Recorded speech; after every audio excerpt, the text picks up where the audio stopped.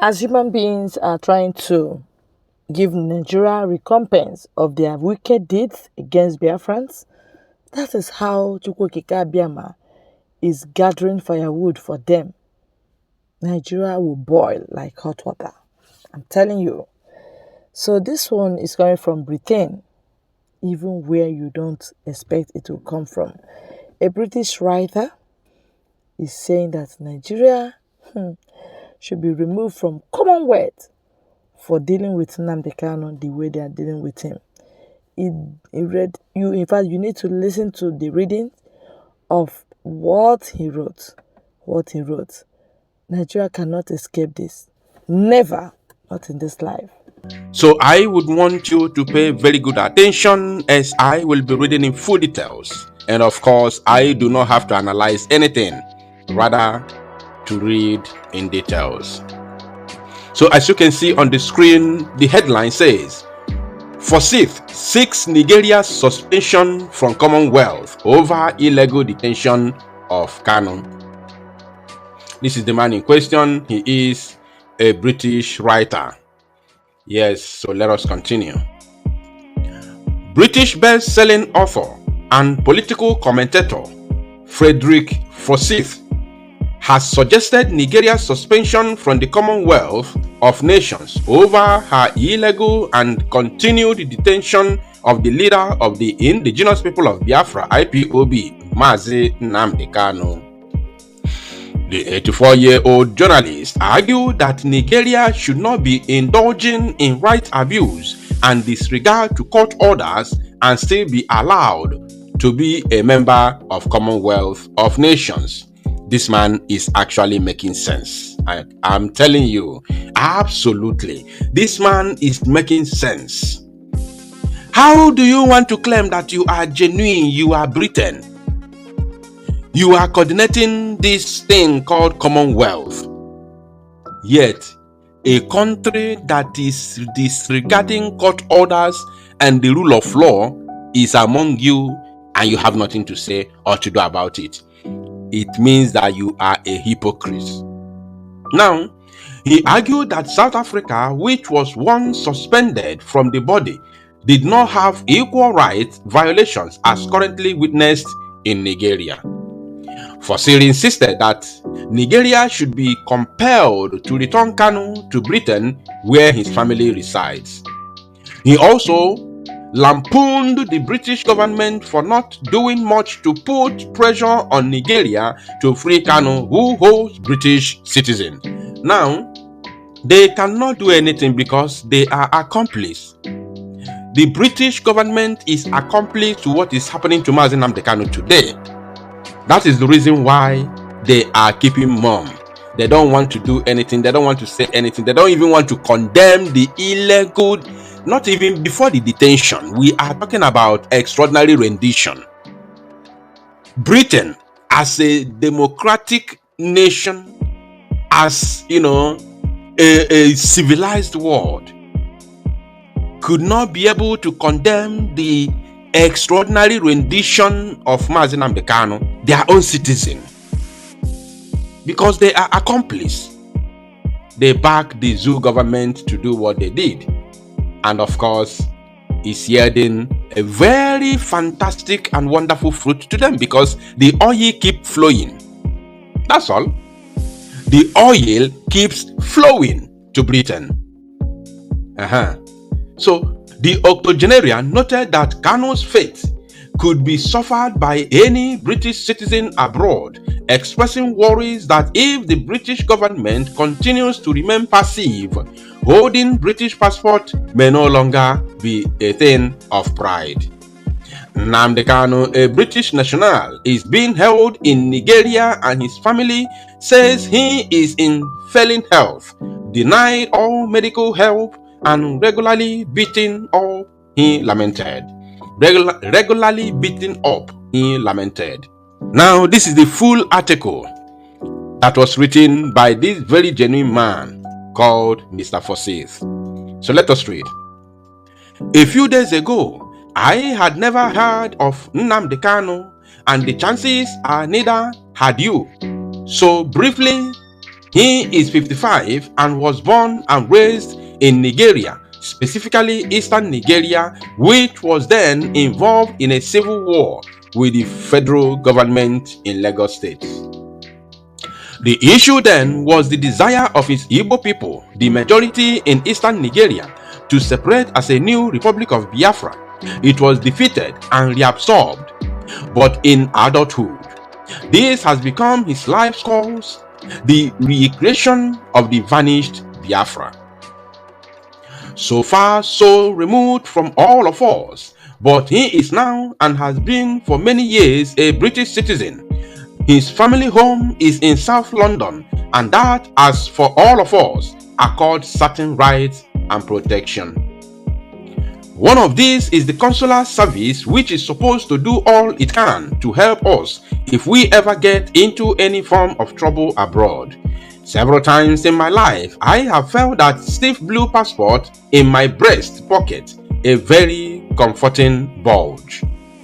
Whether his ambition for a separate state for his ethnic homeland is a pipe dream or not, his writing, speaking, and militating for his cause is or should be no more illegal than what the SNP is doing up in Scotland. And Nigeria is a leading member of the Commonwealth, a privilege that forbids membership to dictatorships on pain of expulsion. But 2 years ago, Nnamdi Kanu was snatched in Nairobi by the pretty horrifying Nigerian secret police, hustled to the airport with the seeming connivance of the Kenyans, and flown to Nigeria. Since then, he has been in an underground cell in the capital, Abuja. As such, he is a few hundred yards from our High Commission, which contains the consular department. Report from his family say he is in failing health, denied all medical help, and regularly beaten up. Given the savage record of Nigeria's secret police, no surprises there then. According to my information, he has been twice visited by British officials who have made representations. Apparently just representation, but I am also advised that British concerns are to the Nigerians as worrying as a bothersome housefly. His lodged appeal to the Nigerian Supreme Court over somewhere in the stratosphere. There are two effective resources in front of us if our bureaucrats on the cocktail circuit could rise from their amply funded buttocks. One is to raise Cain and giving the huge sums in aid that we plunge into Nigeria via the Foreign Commonwealth and Development Office. That Cain could be very worrying indeed to their High Commission in London, which has access to its own government at the highest level. The other is to raise via the Commonwealth Secretariat under Baroness Scotland, the whole question being in mind the horrors of brutality now taking place not just in eastern Nigeria but right across the country amid universal corruption of the very issue of that country's continued membership of the worldwide organization. This is very, very disheartening.